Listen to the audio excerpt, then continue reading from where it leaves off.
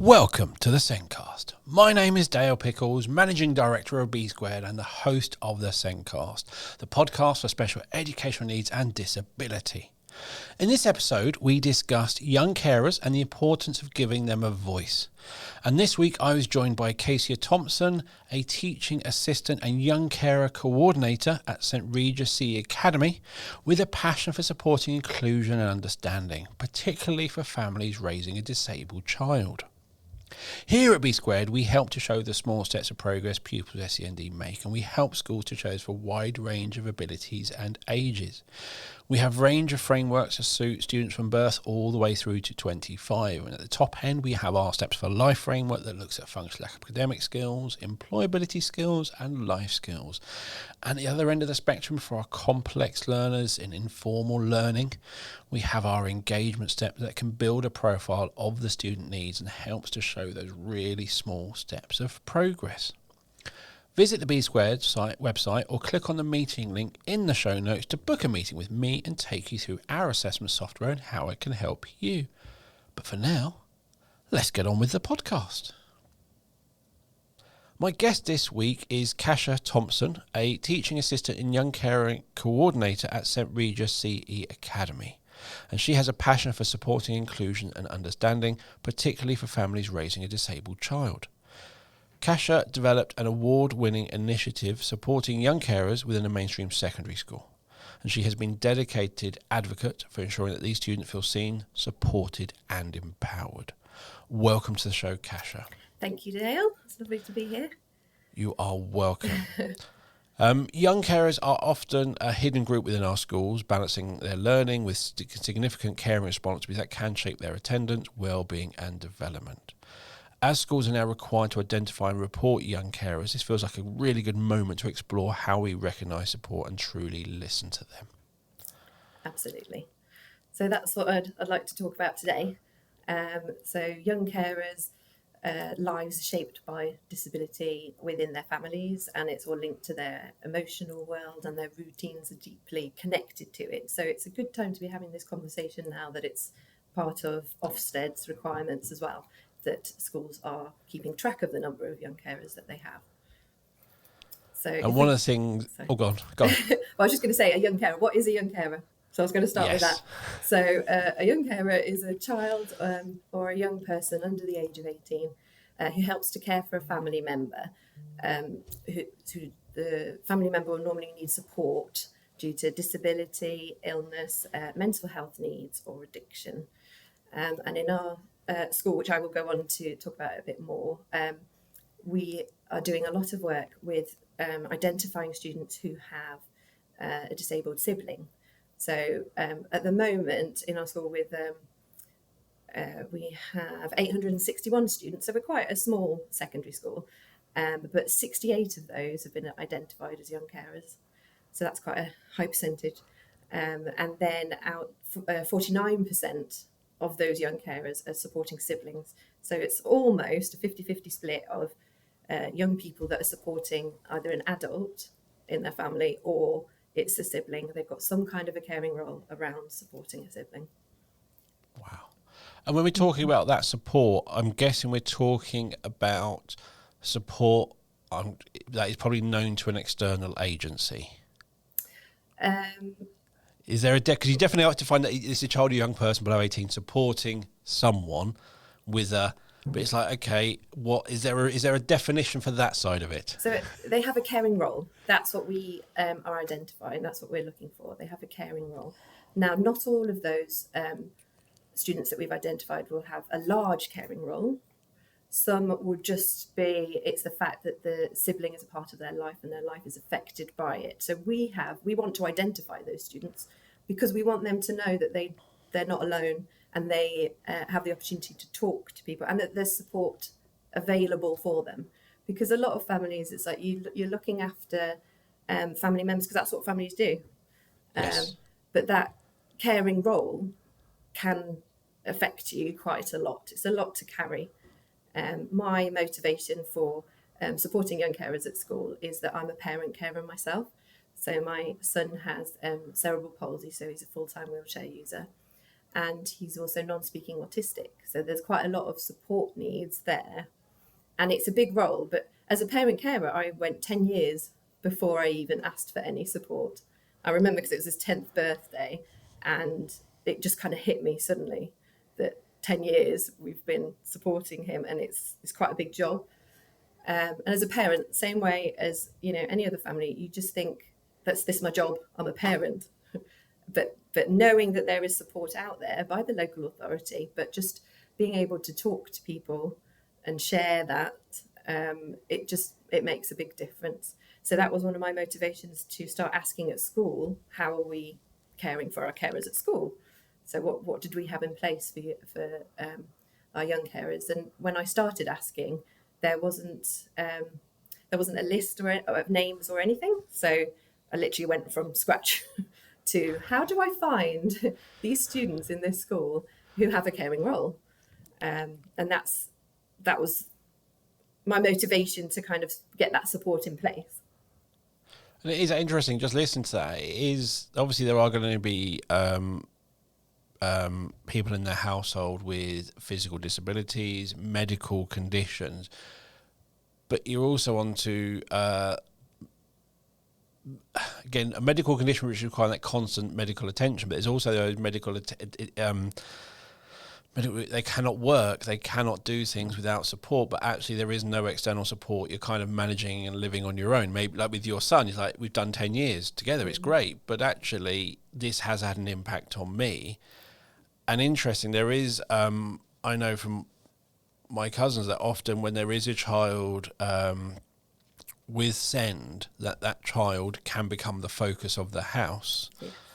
And other children, not intentionally, not for any reason, but can easily kind of disappear and become invisible, and the expectations on them to always put their sibling first can be quite draining on them. Yes. And it's not a criticism. This is what I No. try to have conversations with everybody. Like, this is the family dynamic. That's the situation that you're in. And it's one of those things that people do feel negatively about, and they don't know that there's support out there. You can ask for help. My daughter is a young carer because of the family dynamic that we're in. And when I was having conversations with my husband about should we get some support for her or not, it was one of the motivators for that was I didn't want her to look back on her life when she was older and have like negative feeling towards it and like resent how she grew up. So if we're talking about it now, if we're open about it now, and she's had the opportunity to talk to counsellors, and she goes to regular groups where she meets other young carers, and she loves that. So there's lots of things out there which parents and families don't need to feel bad about. You know, it's not a what's the word? It's not something that they've done. You know, it's just making sure it's that no one's fault. Yes, exactly. It's no one's fault. It's a situation you're in, and that young person or even a parent can be angry about the situation, but often, or that anger can turn into anger towards the person that may have created that situation through no choice of their own, through all those sorts of things. And it can be really hard to recognise that, and sometimes those sibling relationships or even parent-child relationships can get extremely strained. Yes. Yeah. And then so at school, when I've been finding these carers, that's what I want to have, those open conversations with them. And a lot of them don't know that they're carers. So I've done a lot of work about doing assemblies. I've been doing year group assemblies every year. I've done briefings with staff members to make sure that they know what to look for, know the questions to ask, and then if anybody does mention their home situation, they can then pass that information on to me. And then I keep a list of the students' names that I can then go and check in with regularly, let them know that there's support out there. Some of the students I've spoken to have been like, no, that's not me, or whatever. And that's absolutely fine. We do have a lunchtime group on a Thursday every week. And that's voluntary. So, you know, but just telling the students that it's there if they need it, That's one of the biggest things. And particularly for the older year groups who have gone through most of the way through the school without having that young carer support, and we now have it in place. So they're not likely to engage with it that much because it hasn't been there. But just knowing that it's there now, and for the other students coming through the school, that has actually helped quite a lot of them open up. So that has been quite nice. Because I suppose it's one of those things, it's like in various government forms when you talk about disabilities, it's like, would you describe your home life as normal? It's like, well, it's the only house I've lived in and therefore it's normal. And again, how do you identify that you're a young carer? And again, when you think of young carers, I generally think of, in my head, quite full-on care. Mm-hmm. But that we're not really talking about how much care they're really doing. We're really talking about what is the impact on that young person.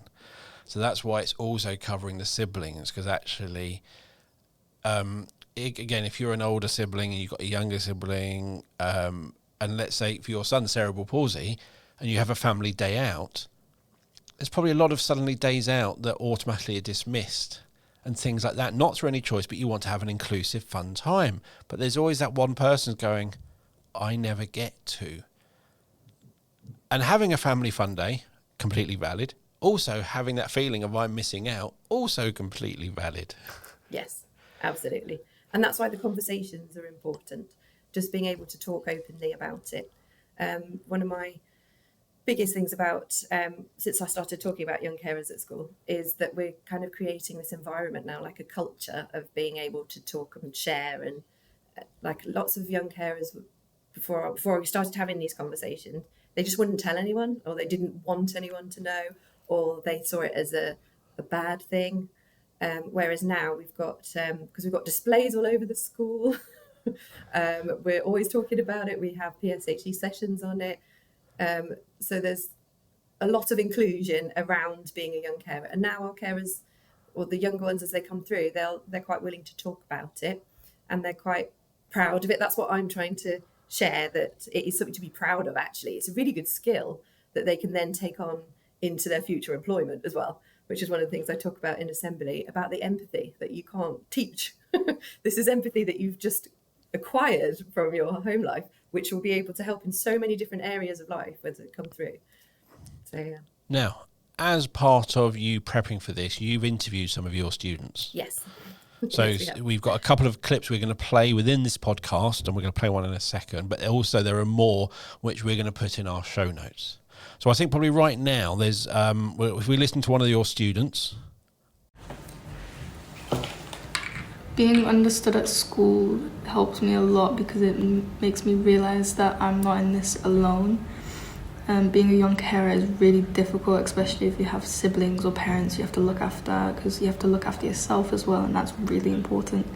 Having school systems in place can really help me and other students and other young carers with home issues or life matters, because then you have a different support system other than yourself in your head to support you with it. Especially in younger years, your brain hasn't fully developed and hasn't understood how to fully deal and cope with a lot of things. That's why having adults around you and having people who understand what you've been going through is really helpful, because then you can understand how to deal with other situations. Okay, yes, so that was one of our older students, a year 13 student, giving a bit of advice. And as I just said in the conversation before, how our older students hadn't experienced all of what we've put in place now. So it's been really helpful to have feedback from all of the years, all of our carers in all of the years. So yeah, the support that we're now got in place for the students coming through, it's as I said, it's like a culture. It's like a whole school environment as well. Everybody's involved in it. So that's the conversations that we want to be having. And should we go straight into another clip? Yes, we can do, yeah. Yep. So let's listen from Daisy. At St Regis, what they support you with is that if you're late at school, then like you're not really gonna get in trouble because they probably know what you're going through, or like if you don't get homework done in the amount of time, like you won't really get in trouble because nobody really knows how badly you're actually struggling. Okay, so some of the things that we have put in place for young carers is they don't, once we've identified them, we've got the list, so they're not going to get in trouble for coming in late, and they're not going to get in trouble for handing in their homework late. So these are two things which we have as part of our young carer policy for the school. So as long as we've identified them, these are not things they're going to be in trouble with, because we don't know what's going on at home, and we know they have a caring role, and that could have an impact on their ability to complete work once they come home from school, and on what they have to do in order just to get into school. Whereas previously, it would just be late for any late attendance. But if that's to drop off your sibling at school, or if that's because the sibling or somebody had difficulty getting ready in the morning, then that's not the fault of the student. So these are things that we've made sure that our young carers are aware of, that we will support them with. So that's an interesting thing. It is completely, basically, I'm not saying it's get out of jail free card. We're not saying that. We're just saying, yeah, life's a bit more complicated for them. Let's give them a break. And also what we don't want to feel is kind of, if they're getting in trouble at school because of what's going on at home, again, you're going to add that negative feeling at school and at home. Whereas basically, we need that school to be that place where they want to come, they want to learn, it's going to help them with their future, but we also cannot hold their home life against them. They are not to blame, again, for that situation. Absolutely. So have you kind of seen, as you've kind of introduced this support, have you seen that for maybe the older children who've been there longer, have you seen their attitudes or how they respond change? The older students were harder to reach, absolutely. When I first started, the local authority, I got some advice from the local authority carers team, and they said to me the hardest thing is for you is going to be to identify the young carers, because they won't want to talk about it. They won't want to be identified, or they don't want to be labelled. And that was a concern. But once I started, as I said, doing the assemblies and doing the awareness and just having those conversations one-on-one, it really helped in terms of seeing which students were open to talking about it. And even the ones that I did have a conversation with one student who, just by having that conversation, got really emotional and got really tearful about just by sharing that. And if I hadn't had mentioned that, we wouldn't have known that this student was struggling, because they would have been hiding it. So it is really important. And statistically, young carers don't have great attendance, and they might not be able to reach the attainment that they should. The Carers Trust have lots of statistics on all of that. But that is what we want to identify. We want to have those conversations, make sure the students know that they're supported, and then we do keep track of their attendance. The attainment is a bit harder. I'm still working on a way to how to implement how we can track their attainment and make sure that nothing is in the way. Because with the older students, they hold on to so much because they haven't been able to share it. And then when they get close to their exam time, these are the students that we find that are struggling or acting out or things like that. So if we were aware of that previously, then we could have put support in place. And that's what I'm trying to do going through the school now, so that all the way, so the students that we've had now, since this support has been in place, all the way through, they're not going to get to sitting their exams holding all that in, because they've had opportunities to vent or to chat or ask for support. And I'm trying to help them with making it okay to ask for support. And also, you talked about there are probably lots of quite negative and horrible statistics around young carers in terms of those GCSE results, significantly probably less, all that lot. And again, that's not It's not a judgment. It's not a judgment. It's not kind of anything. It is. Well, what the judgment is you've got to hear spending a lot less time and be able to focus a lot less on this. Yes. And it isn't. And I think there is a thing about GCSEs. You only have one shot, and I still kind of worry and fear that if you've missed that one shot, that actually, yes, you can do English and maths again, but actually if you've missed, you want to do history or you want to do geography at A levels, but you haven't got the 6, you've missed it just, actually you can't really retake that unless you go do it yourself. And it's that single point of judgment that really kind of lets them down. It's not saying they can't do this, it's with the amount of time and effort and energy and ability to focus, this is where they've got to at this point. If they had a bit longer, they would get to where they are capable of. Absolutely. And it's also knowing what support is out there. So for exams, if a student has been impacted by their caring role on the day of their GCSE exams or their A-levels, they can declare it. And there is a point difference, I think, that might be taken into consideration, which I didn't know about until I started doing all this research. So that's it's also good for the schools to be aware that there is that in place. And then for sixth formers, I've found out more about the carers element. So you can't claim carers allowance if you're in full-time education, but there's a carers element that students, when they are 18, and still in education, there is a carers part of the carers element that they can claim on universal credit.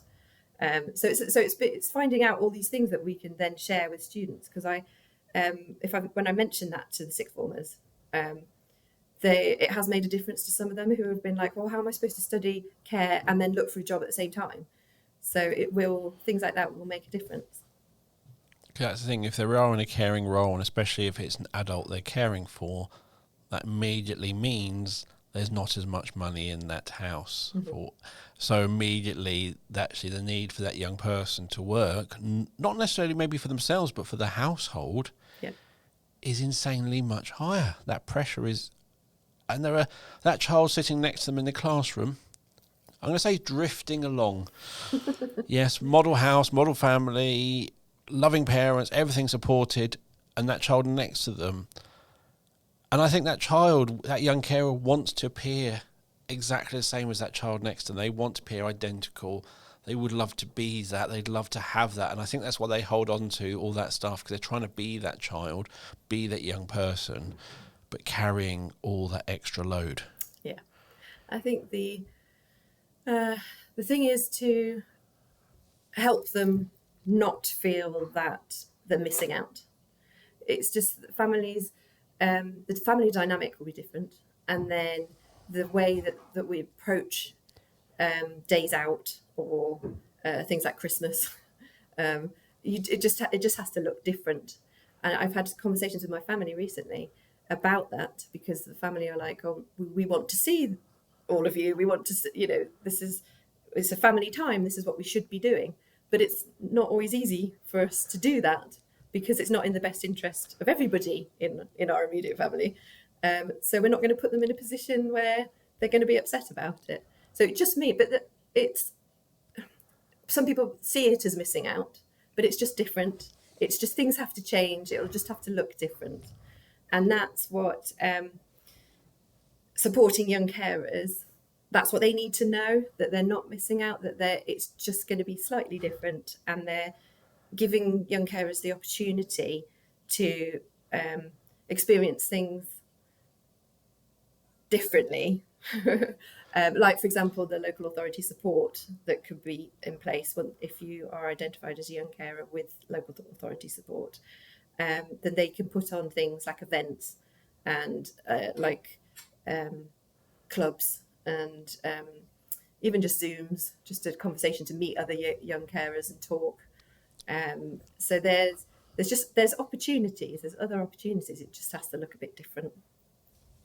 So right at the beginning, remember you just touched on local authority there, which made me think about it, is right at the beginning we said schools are now required to identify and report young carers. Are all your young carers reported to where they should be? Is every young carer identified? No, I mean, every young carer that we've identified, I take them through a conversation, and then we look at the level of support. We look at if they would be happy for local authority support, and then I talk to the parents, because parents have to give approval before we can make any referral. But not all students want that. So they'll say, no, actually, you know what, we're all right. And that's fine, because that's their decision. They might not need it now, but my job is to let them know that it is there and it is available to them. And if anything changes throughout their time at school, or even after, a referral to the local authority might be worth it later on, but it's not worth it now. So out of our young carers, we've got 68 in the school at the moment, and we've got about 21 of them registered with the local authority. So as I said, some students have just said, no, not right now. Some students have said, that's not me, which is absolutely fine.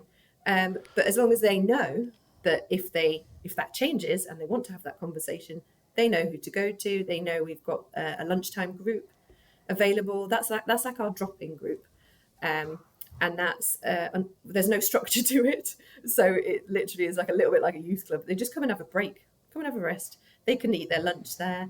They can charge their phones. It's the only place in school where students are allowed to charge their phones, and they can call home if they need to. That's important for some of the students, just to peace of mind, just to check in with home.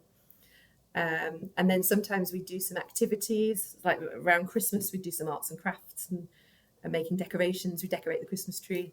So that's club. Well, it's not a club, it's like a group. It's just a space for young carers to come and take that break. But they know that I'm going to be there every week as well.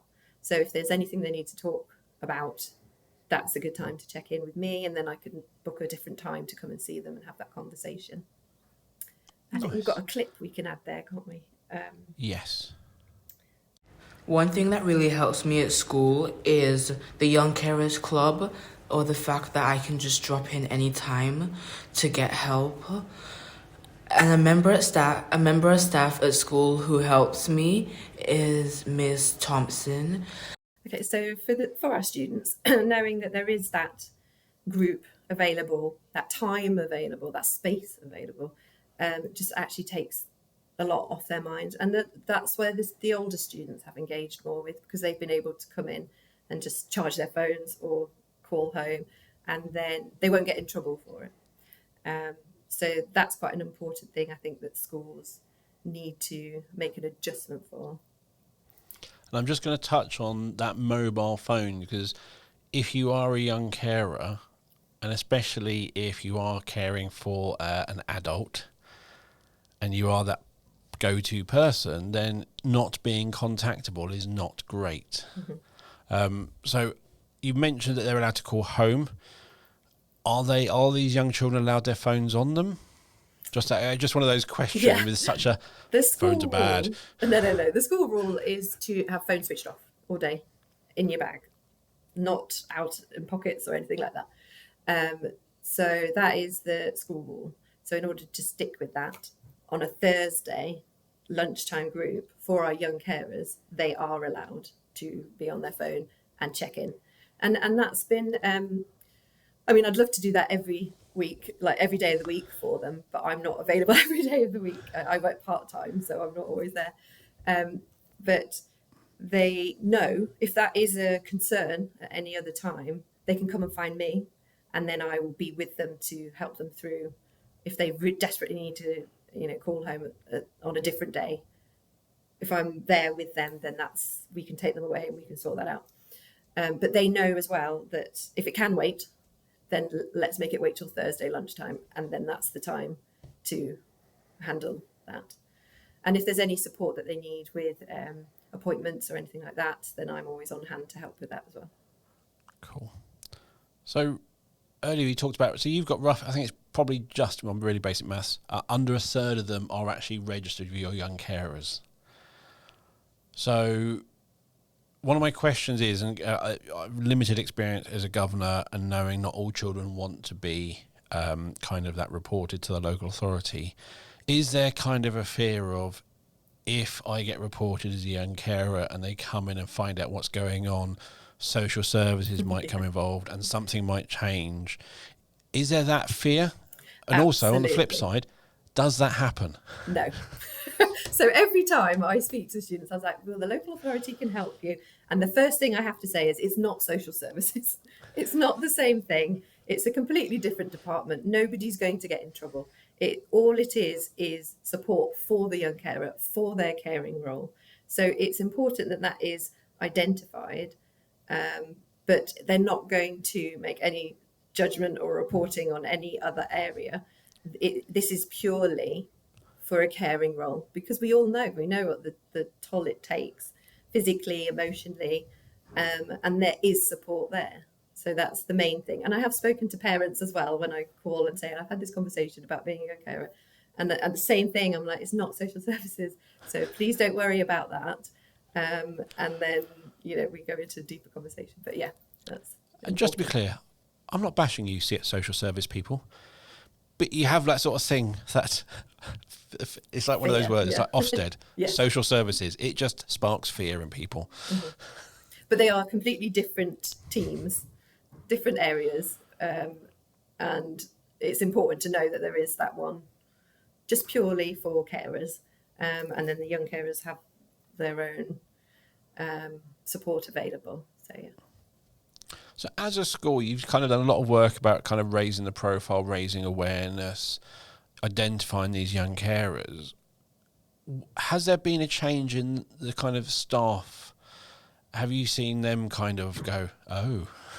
Yes, absolutely. As soon as I started doing the briefings and just talking openly about it, I get emails all the time now. So all the staff members have got involved and said, oh, this student's mentioned this, or this student's mentioned a disabled sibling, or, and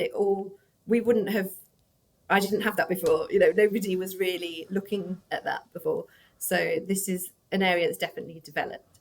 And another thing from the briefings is that quite a few staff members have said to me, from listening to your briefings about young carers, I actually think I was a young carer growing up. And it's interesting to see how many of those conversations have been sparked just from, oh yeah, do you know what, I had that. And it would have been useful to have somebody to talk to, or somebody who understood. I think that's the big thing in school. People that if you know that there is that culture and environment, and knowing that support is available within school, and you're not, it's not going to be judged for it or anything like that, then that's a big thing. Just that conversation, just that understanding can make a big difference to a student's life. Yeah. Completely. And I think, and as much as we shouldn't have to label someone as a young carer or someone as a SEND, to kind of someone to give them a bit of, oh, yeah, don't worry about being late. If it just makes people think, and just sometimes that label doesn't mean anything in one hand, but actually if it makes that person stop and go, yeah, there's probably a lot I don't know about, I'm gonna pause on this. Yes. And going on from the support that we have around the group, we actually managed to put together a trip for our young carers in September last year. And this was a way that we managed to engage some of the older students. So we had a list of 14 students that we took with us to Wales. So we went to Porthmadog, and we stayed in a residential centre called Gethlywig. And that's managed by the Birch Thompson Memorial Fund. And we stayed there, so we took them for 3 days, 2 nights, and then it was just a break. So we weren't there to be studying or to be doing anything like that. It literally just was a break from their caring role. And it went really well. I mean, I couldn't have asked for anything better. The students were great. And some of them didn't even know each other. Like, they weren't aware that they were all carers, because a few people that come to the group are regulars, but then there'll be other students that didn't really reach out for that support. But then when they came on this group and they spoke to each other, and they hang out, they would play games with each other, and things like that. And they just realised that there were other students like them, and friendships developed from that. So that's worked out really well. There is a clip that we could add there. When we went to the trip at Wales, it was a really nice experience because we got to meet people that we didn't know, and we made friendships. And Okay. So one of my questions, I asked about the staff and kind of how they've changed, but one of my next question was, has there been a change in the students? And I was going to ask, is there a connection now? Is there like a community of young carers who kind of know what they're each going through? Different circumstances, but that shared understanding, that shared going, actually, yeah, we both know what it's like. Absolutely. So that's what that trip managed to do. It managed to it helped them realise that there were other students in the same or similar positions. And then we also did a few things with them where we asked them to put together the meal plans, and we took them shopping so that they could choose the foods that they needed, because that's all tasks that a young carer might have to do anyway.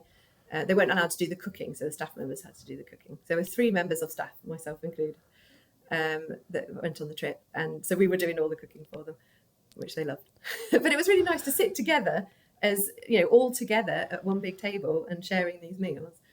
And then we did some activities. We took them on a old-fashioned railway, like a steam train railway, and then there's a beach nearby.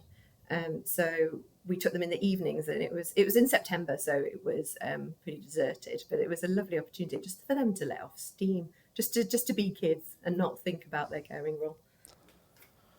And I think my final question around the culture within the school, and generally, as you said, they don't advertise their young carers. They don't wear a T-shirt. They don't have a badge. They don't strut going, I'm a young carer. They kind of keep it kind of private. Yeah, it's something they're kind of living with, coping with. Have students been more confident in themselves? Do they share more? Are they not, again, broadcasting, but, if it comes up, they might actually share something about their experiences? Absolutely. That's one thing I've noticed. Definitely more confident. And just being okay in themselves.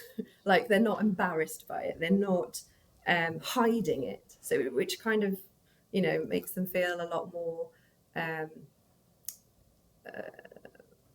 confident, but also happy in themselves.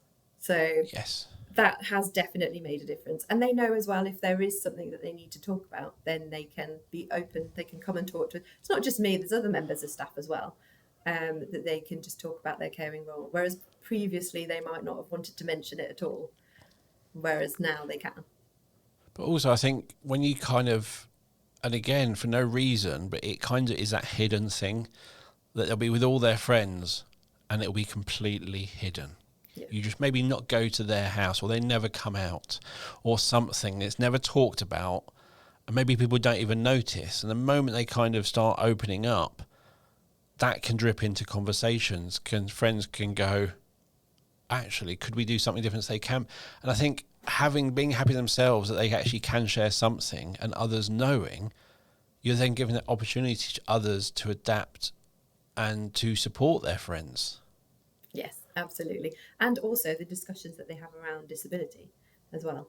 So if they are aware that their friends have this caring role, or they have somebody that they need to support, that young carer's behaviour, the way that they talk around disability or anything like that, it's like they're modelling to their peers, this is how we should be talking. Actually, we're not going to use the words to upset people or call people names. We're not going to do that. So that kind of a culture is something that I was really keen to develop in school. And I always, any kind of comments, derogatory comments about any kind of disability or anything like that, I'm always quite clear to shut that down, because that's not what we do. That's not what we do at St Regis. That's not the culture that we have here. So generally, I think when people say those derogatory things, whether it's about where someone's from, their immigration status, their various other things about that person, generally it's said not knowing a person, not having any impact, not having any experience, not having any contact. And also, I can say this because it doesn't impact me. I'm in a circle miles away from that.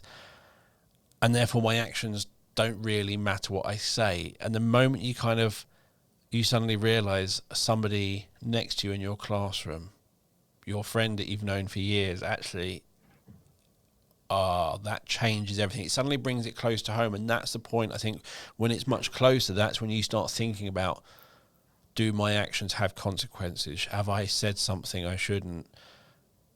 And once you start realising maybe that you've got somebody with a disability around you and you didn't know, you start then questioning, maybe actually, what else do I not know? What else should I be thinking about? And it just makes us really very aware that actually words do really hurt.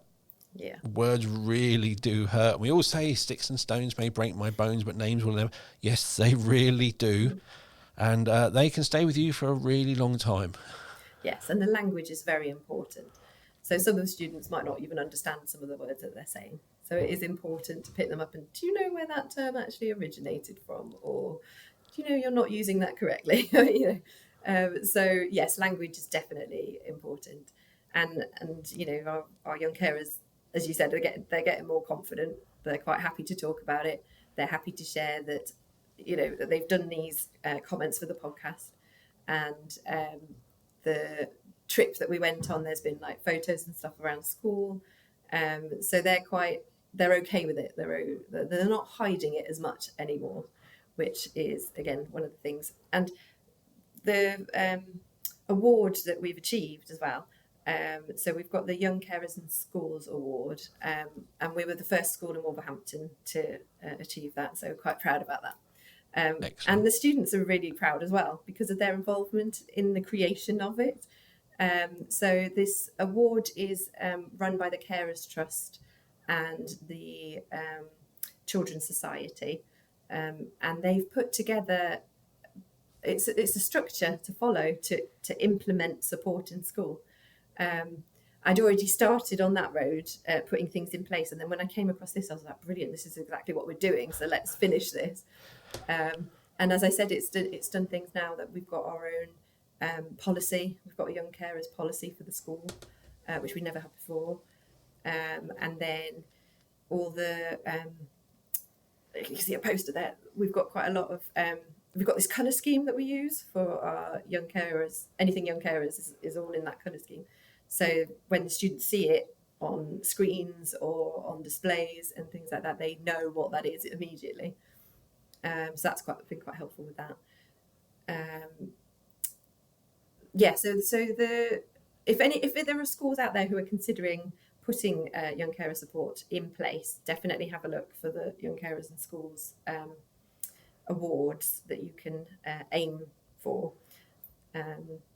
Our trust, the Three Spires Trust that we're a part of, they've taken on what we've done here, and we're implementing it now in all the schools in the trust.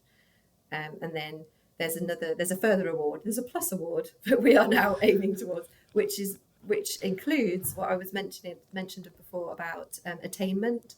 So like how we're keeping on top of our young carers' attainment levels as well. So it's extra things that you can aim for just to improve the setup at school and how the school is handling these conversations, the support, the identifying, the what's the word? It's signposting. The signposting. So, and working with the local authority as well. I think we've got quite a good relationship with our Wolverhampton Carers team. So, keeping those relationships going and just building on what's available, and just all for the students' outcomes, to improve their outcomes so they're not a statistic, but so that we can help them as much as we can. So I mentioned again, going to go back to that requirement to identify and report young carers. That's an Ofsted requirement, isn't it? Yes, it's also in the census as well, so we have to do The census. Yeah. And it's one of those things, it's like you're counting them and Ofsted mentioning them. Should we just be counting them, or probably what's the reason we're counting them? There's a reason? Yes. This. Oh. And I sometimes think that you need to you need to count them. And generally, I always like it. It's subtle. You need to count them. Oh, there's a lot of them. What's the impact? Oh, and I think it's one of those things. I like the fact that it is just you need to identify and report the young carers. It's like, oh yes, we probably also need to do something about it. That's the reason we're being asked. But they're not prescriptive in that way, because every school is going to be different. And it is interesting. I think when people think of young carers, they generally think of supporting an adult in their household. Yes. But it's that siblings as well is a really important factor, especially with the SEND community. Actually, what is the impact of their sibling having SEND? Yes, and it's important to make that distinction as well between the carers who have a heavy caring role, usually for a parent, and then the ones that need more of the emotional support. I mean, both, to be honest, but lots of emotional support for both sides. But that distinction between the two, sorry, I'm going to have to take a drink.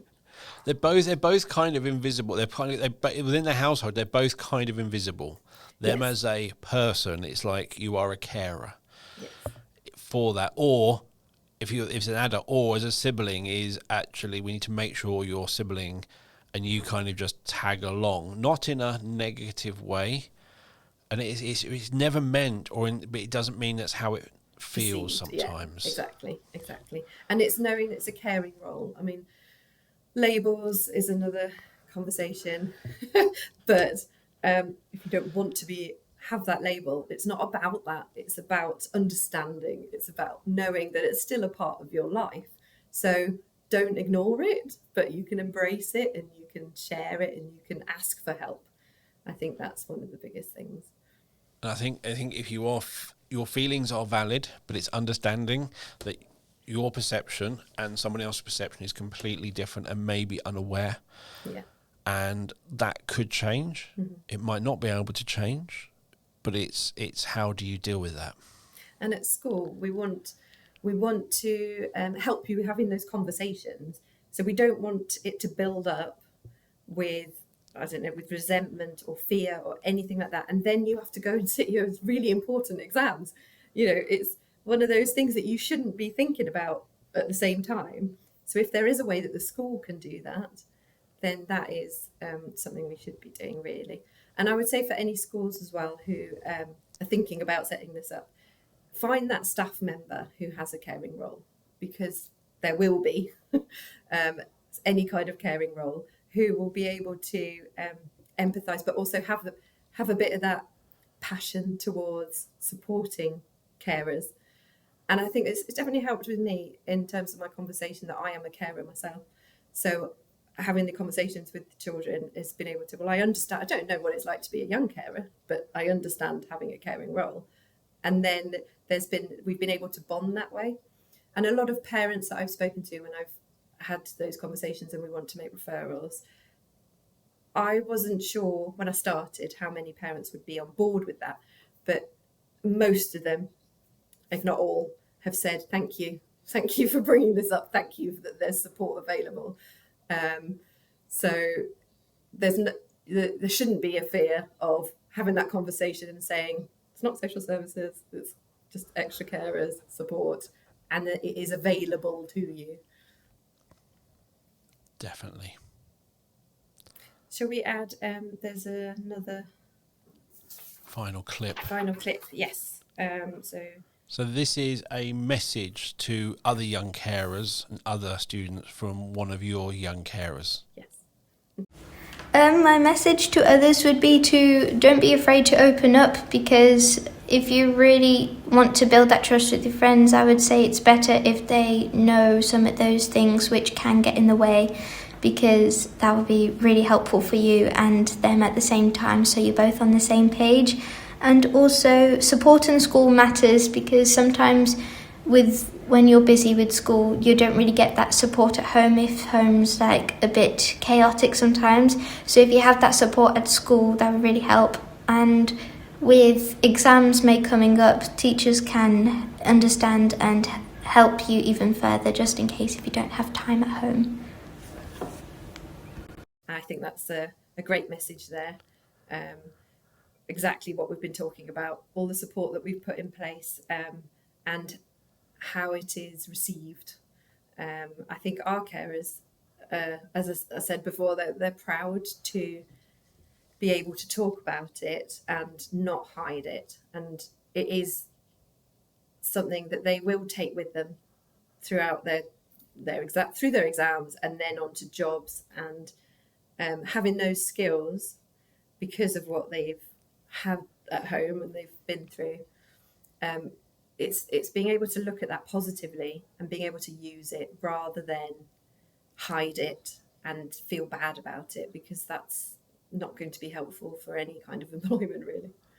No, and also if you kind of look back at it negatively, you're going to kind of think of that, and it's not that's the reason this happened or that's that, is how you perceive whether something happened or not is how you perceive it. Mm-hmm.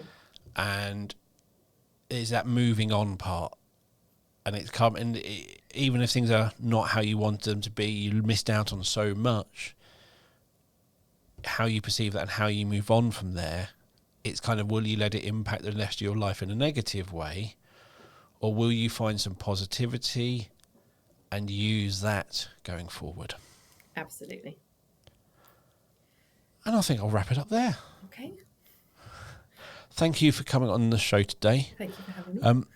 And as always, you'll find Kasia's contact details in our show. You'll also find links to the various organisations supporting young carers. And as I said, we used a couple of clips of the lovely young people at your school, but there were more, and we've put links to that audio in the show notes as well. And as always, you'll find the show notes wherever you listen to the podcast or on our website. Thank you for listening to the show. If you're listening to a platform that allows you to leave a review, please give it a rating. Please leave a review and let others know what you think.